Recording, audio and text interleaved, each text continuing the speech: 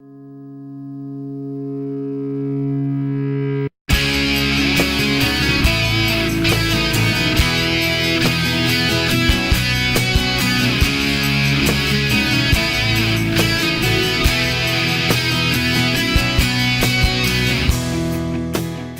today I'm going to review the Gmade Gom, it is called. I think that stands for in Korean bear or master of the mountain.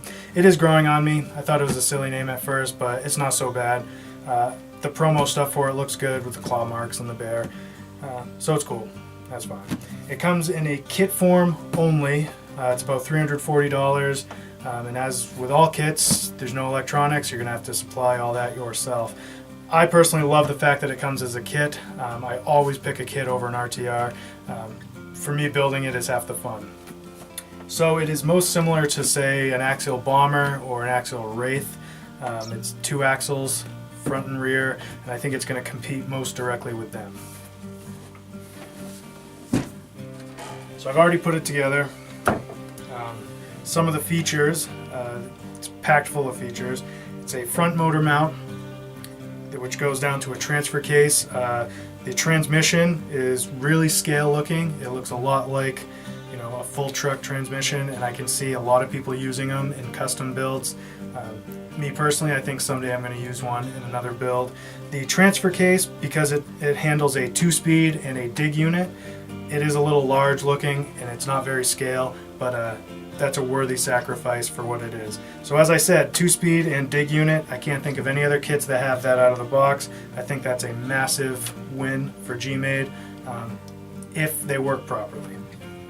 So aluminum links, front and rear, pretty much all over except for one in the front, and the two bottom ones in the rear are plastic. It comes with a full interior with plastic bucket seats, steering wheel, shifters, and I think there is a lot you can do with this interior beyond what they give you, and I can't wait to see what people do to it. So the shocks are aluminum shocks. Basically they're they're exactly XD shocks from Gmade. They're aeration shocks, 103 millimeter. Great shocks. I've used them in other rigs, so I was happy to see that that's what they supply with this.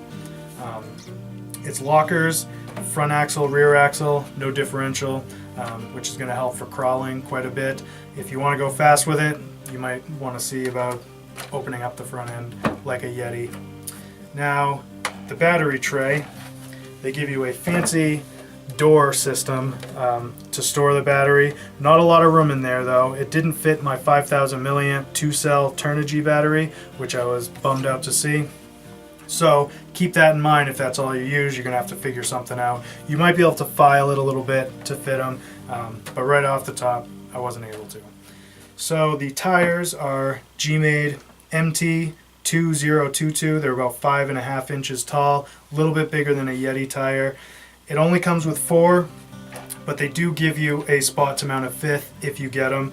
If you do mount a 5th, you're gonna have to cut off these panels just because it won't fit there. But these panels are gonna get chewed up real fast anyway. And you will need to buy, I think it's their spare tire mount online. It's like $6 because there's nothing in the box to mount a spare tire. So my build impressions of this, everything went together really smooth. I've read of people having issues with the motor mount and some flashing, standard kit stuff. It's all hex hardware, which means Gmade has been listening to us because they used to use Phillips head on everything and people never liked that. I stripped no screws on this, which I was really impressed to see. The hardware feels really good. Some people are complaining that all the screws are longer than they need to be, which I can see is true. I have some sticking out here and there, but not a problem. I didn't mind it. Now, the hardware sorting is a huge issue. For one step, I'm pulling from 3 or 4 different bags just to get that one step done. I can see a lot of people complaining about that, and it wasn't exactly convenient. But besides that, the build went together great.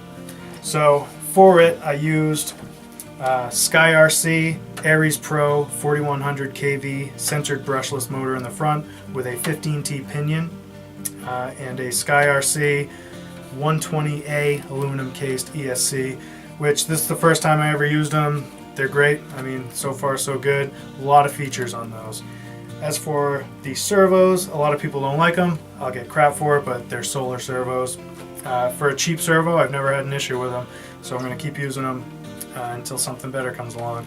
Now, for the shift servo, I use the low profile, which it fits like it was made to fit there. It doesn't hang over at all, works really well, plenty of power. And then for the front, I used their high torque model, I believe. It's the D770. If you run them off 7.4 volts like they're supposed to be, they run great. So no issues there. Now, I'm going to take this out, I'm going to run it a bit, and we're going to see what I like, what I don't like, and I'll give you some running footage.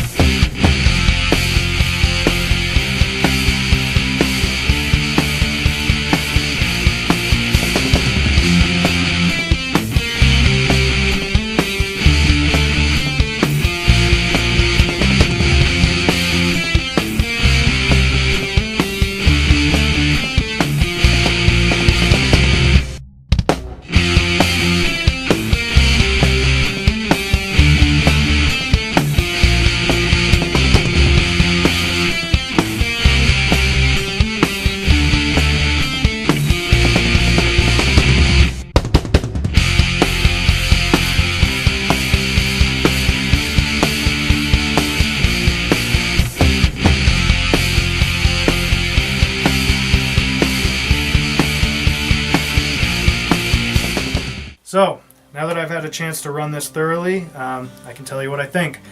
Besides the sway bar, some aluminum links in the rear, one in the front, and some brass bushings in the C-hubs, this thing is completely stock. You know, besides the lockers, which a lot of people thought were going to be flimsy, this thing does seem pretty bulletproof. The drive shafts are very similar to like a Wild Boar, maybe like an old Taraxis, but there's a C-clamp on there that might be an issue, but for me so far it hasn't been. And I am running a pretty powerful motor and everything seems fine. Gmade is kind of known for having bulletproof transmissions even with plastic gears. The 2-speed and the dig worked pretty well. The dig had some trouble engaging every now and then, and it took me a little bit to get used to. I kept putting it into dig mode instead of shifting. One thing I noticed, between speed 1 and speed 2, not a huge difference. You're not going to find that it speeds up that much going into second gear. And I looked, I think the gear ratios in first gear is like 50-1, and then in second or fast gear it's like 30-1, so it's geared super low no matter which one you're using. Now, I was worried about it being front heavy because I do like to jump these things, as most do. But I was actually pleased to see that it handles fine. If you can throttle it in midair, it's going to even right out and land no problem. If you forget about it being front heavy, it is going to nosedive, as expected. But I flipped it a few times. These fins are going to get chewed up in no time. It is going to get scratched up and beat, but that's all these things. For the shocks, I have, you know, stock oil front and rear. I use 3-hole in the front, 4 in the back. And I think actually it doesn't need much more tuning than that. It runs really great.